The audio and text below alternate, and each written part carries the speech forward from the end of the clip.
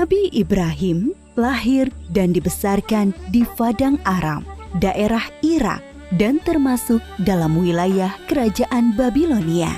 Pada masa itu, bangsa Babilonia menyembah banyak dewa. Ayah Ibrahim bernama Azar, seorang pembuat patung berhala.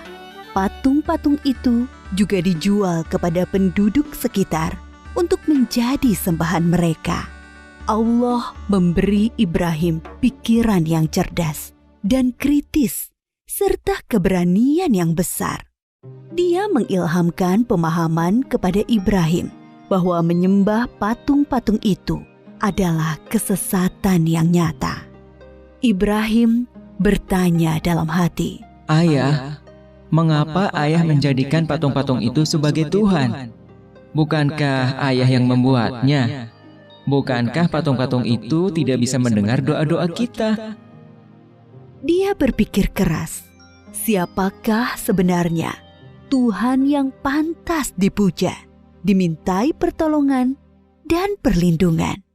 Allah membimbing Ibrahim untuk memahami Tuhan yang sebenarnya.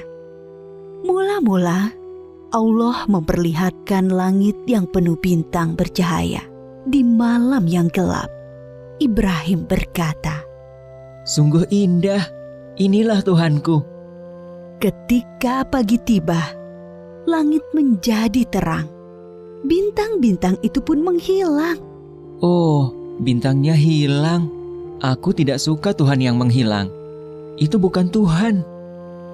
Pada malam yang lain, Ibrahim melihat bulan terbit sangat menawan. "Wah, sungguh indah.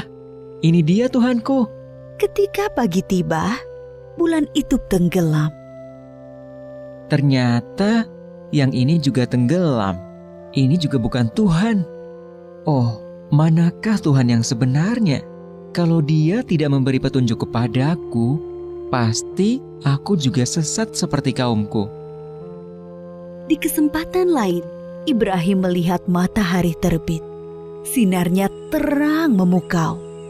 Ini dia Tuhanku, Dia yang paling besar. Tetapi di senja hari, matahari akhirnya tenggelam. Taulah dia, matahari pun bukan Tuhan. "Wahai kaumku, aku tidak mau menyembah Tuhan-Tuhanmu itu. Aku ingin mengabdikan diriku pada pencipta semua ini." Dia berusaha membuka pikiran kaumnya atas kesesatan mereka selama ini. "Paman, patung-patung apa ini? Mengapa semua menyembahnya?" "Dari dulu leluhur kita menyembah Tuhan-Tuhan ini." "Iya benar, bapak-bapak kita pun menyembah semua ini." "Kalau begitu, kalian dan bapak-bapak kalian salah besar." "Hah? Kamu ini ngomong sungguh-sungguh atau bercanda?" "Sebenarnya Tuhan kita adalah pencipta langit dan bumi." Dasar anak muda ngelantur." Ibrahim bersumpah dalam hati akan menghancurkan patung-patung berhala itu untuk membuktikan kesalahan mereka.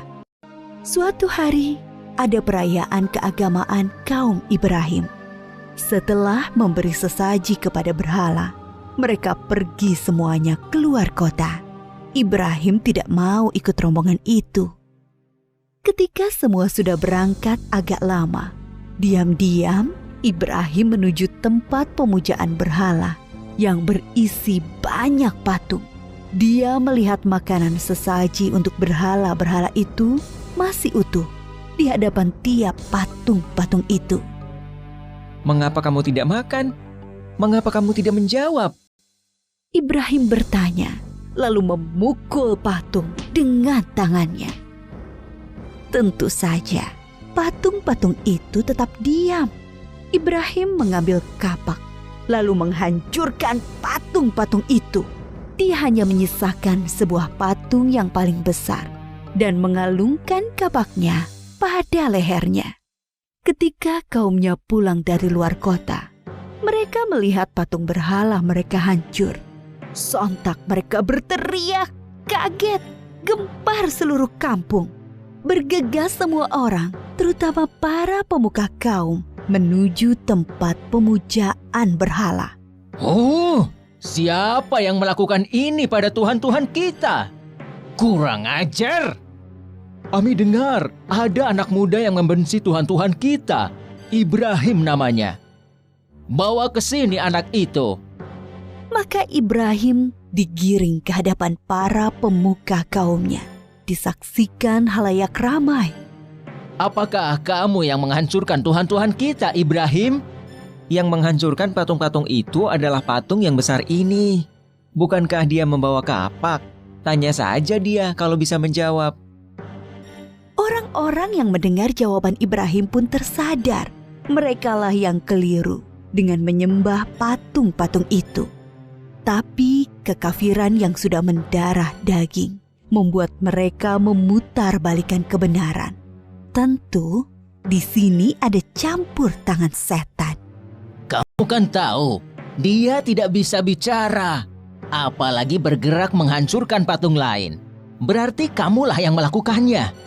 Jadi, mengapa kalian menyembah patung yang tidak bisa berbuat apa-apa? Melindungi dirinya sendiri saja tidak bisa, apalagi melindungi kalian. Pemuka-pemuka kaum Ibrahim berunding untuk menghukumnya. Beberapa orang mengusulkan untuk membakar Ibrahim hidup-hidup.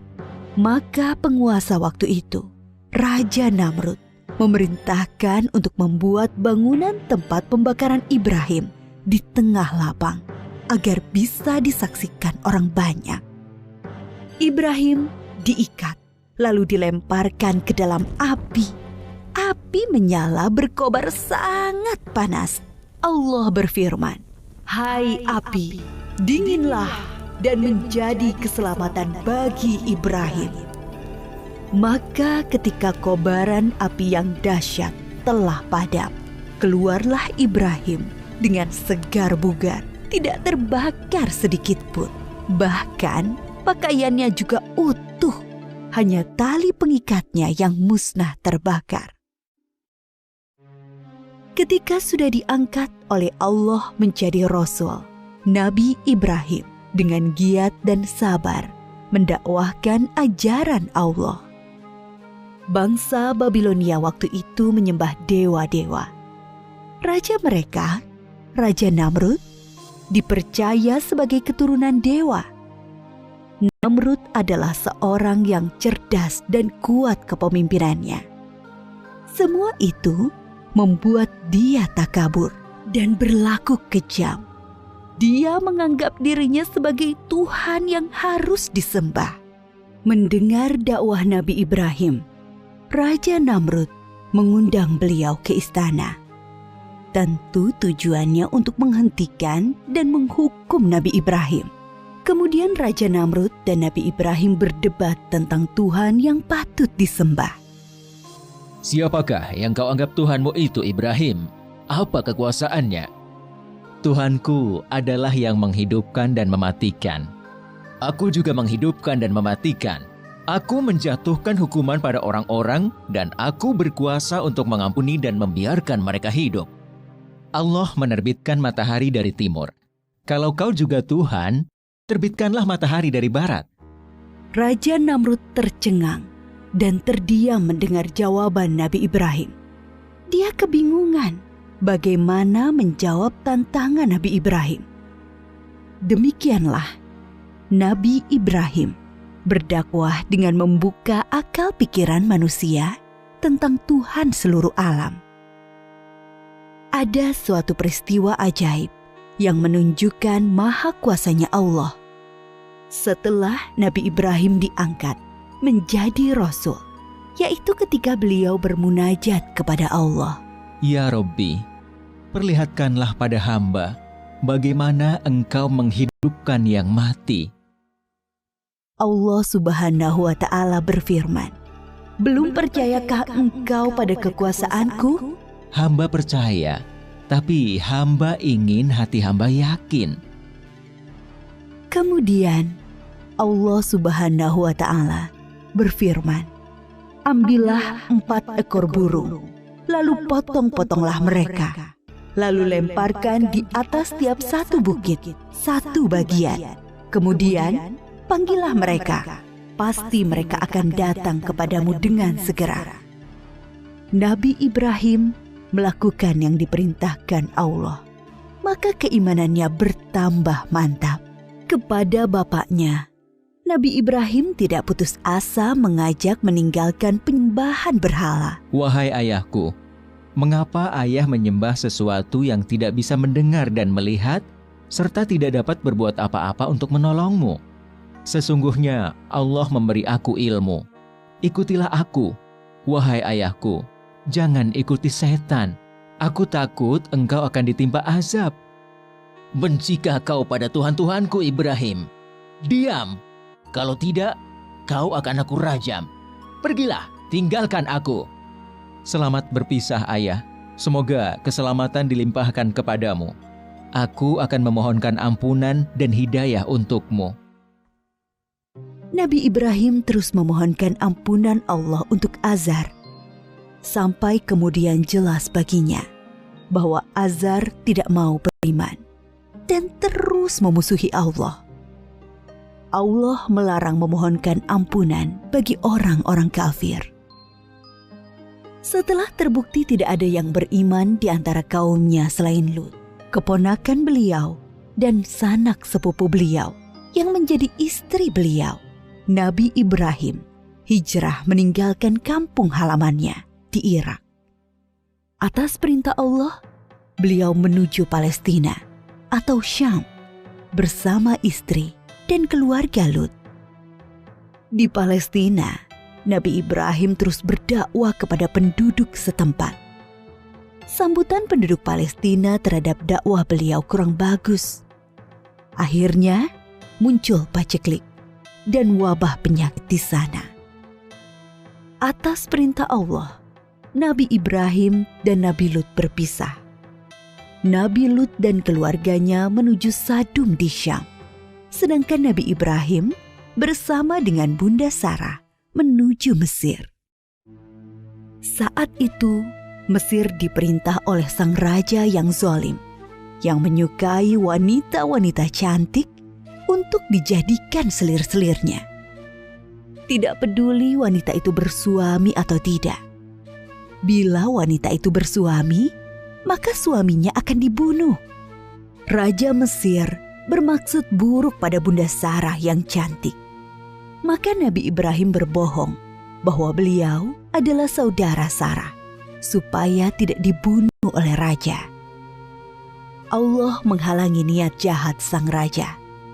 Raja mengembalikan Bunda Sarah kepada Nabi Ibrahim dan memberi hadiah seorang pelayan untuk Bunda Sarah. Pelayan istana itu seorang kulit hitam yang santun dan bernama Hajar. Nabi Ibrahim tinggal beberapa lama di Mesir. Dimanapun, Nabi Ibrahim selalu mendakwahkan pengabdian kepada Allah Subhanahu wa Ta'ala. Tetapi bumi Mesir ternyata juga bukan tempat yang baik untuk perkembangan dakwah. Maka Allah memerintahkan untuk hijrah kembali ke Palestina. Sekian puluh tahun berkeluarga, Nabi Ibrahim belum dikaruniai anak. Meskipun tak henti-henti beliau berdoa, memohon keturunan. Menyadari dirinya ternyata mandul dan semakin tua, Bunda Sarah meminta Nabi Ibrahim untuk menikahi Hajar, pelayan mereka yang solehah dan setia. Dari perkawinan Nabi Ibrahim dan Bunda Hajar, lahirlah Ismail. Kebahagiaan Nabi Ibrahim dan Ibunda Hajar ternyata membuat tidak nyaman pikiran Bunda Sarah. Teringat akan dirinya yang mandul, membuat pilu hati beliau. Nabi Ibrahim menyadari dan memahami situasi ini. Allah memerintahkan beliau menempatkan Ismail dan ibunya pisah dengan Bunda Sarah.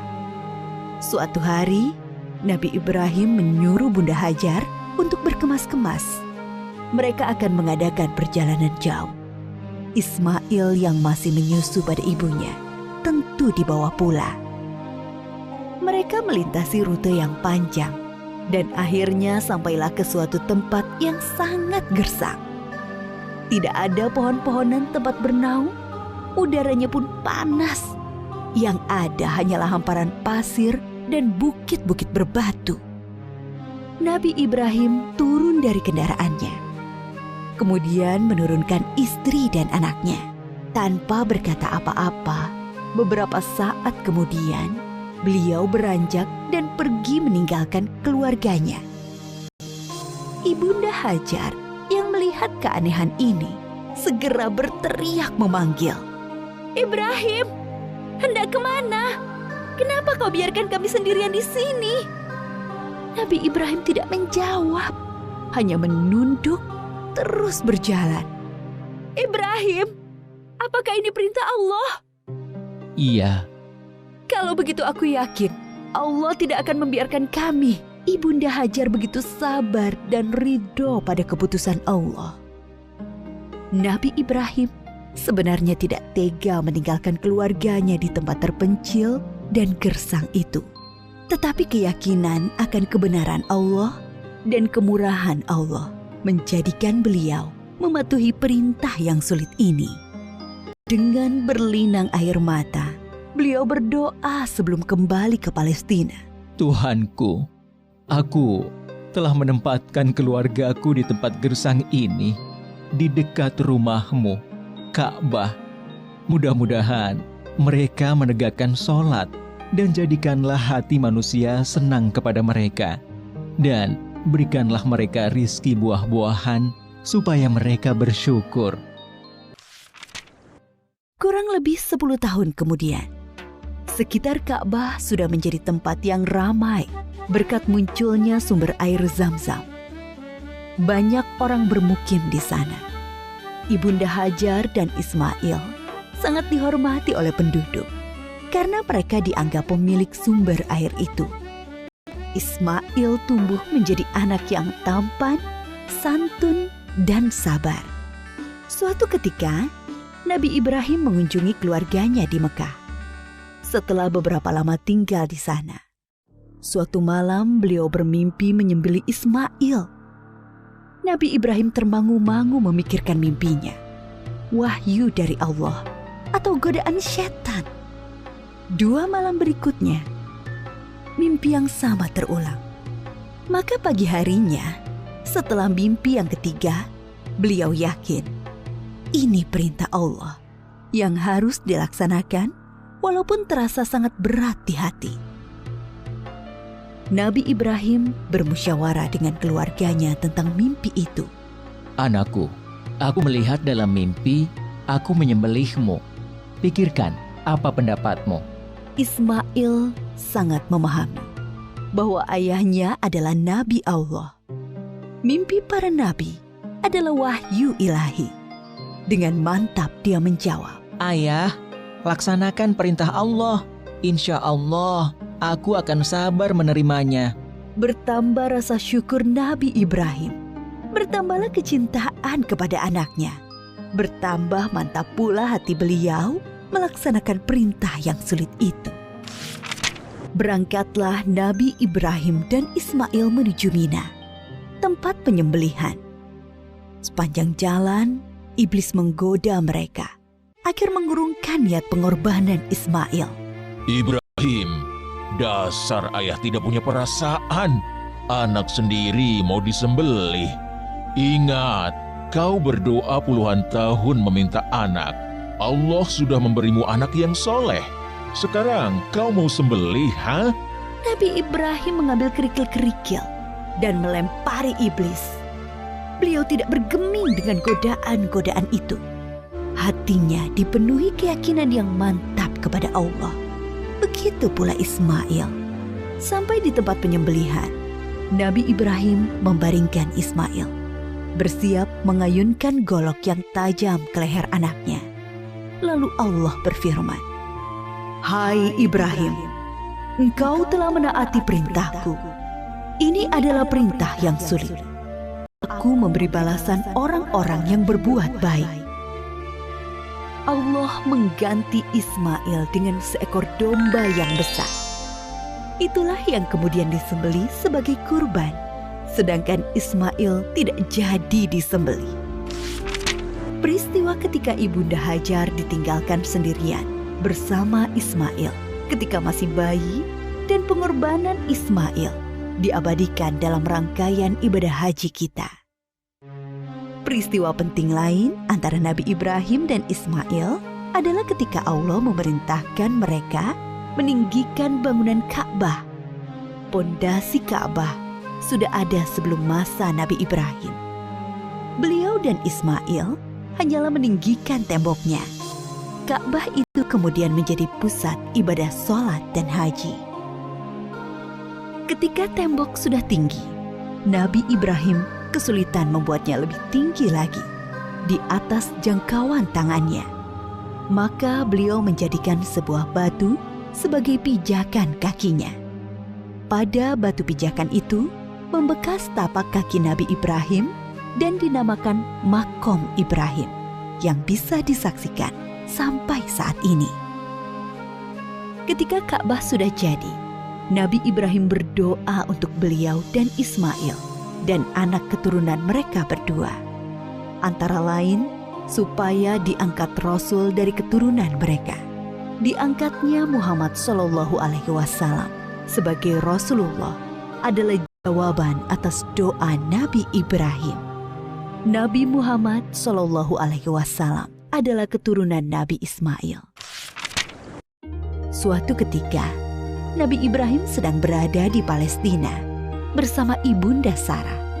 Datanglah tamu asing, 3 orang laki-laki tampan yang tidak dikenal oleh Nabi Ibrahim. Nabi Ibrahim meminta Ibunda Sarah memasak sapi panggang untuk menjamu tamu-tamu itu. Nabi Ibrahim memang sangat menghormati tamu. Setelah hidangan siap, Nabi Ibrahim mempersilahkan tamu-tamunya makan. Tetapi para tamu itu sama sekali tidak menyentuh hidangan yang lezat itu. Timbul rasa takut dalam hati Nabi Ibrahim. Jangan takut, kami adalah malaikat utusan Allah. Kami tidak makan dan tidak minum. Kami membawa berita gembira. Allah akan mengaruniai kalian seorang anak yang sangat cerdas, yang mempunyai pengetahuan sangat dalam. Mendengar itu, Ibunda Sarah memekik kegirangan. Hah? Benarkah? Padahal aku seorang perempuan tua yang mandul.